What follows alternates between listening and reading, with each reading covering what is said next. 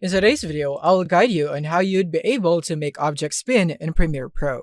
So let's get started. So here we have our sample object right here, which is a YouTube logo. So let's make that spin. It's very easy. Select the clip right here on the timeline, go into Effect Controls, and simply keyframe the rotation. And make sure that your playhead is at the beginning of the clip right there. Click now on the keyframe for rotation.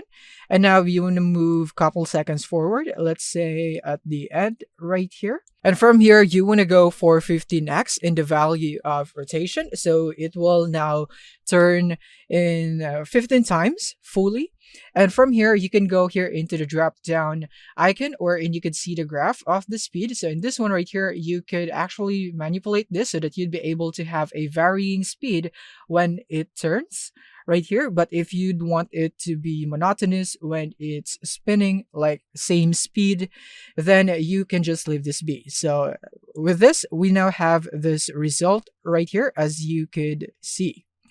And now if you'd want more angles, then you don't need rotation right here. So you could also do it via the 3D effect here in Premiere Pro. So you search for basic 3D effect and put it into your object.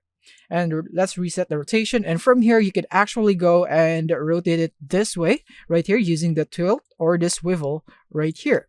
So for example, I'm going to go for the swivel again at the beginning, right here, beginning.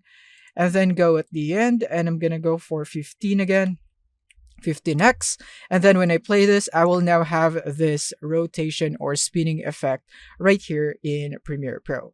So yeah, that's it on how you can do this. Thank you for watching, and see you in the next one.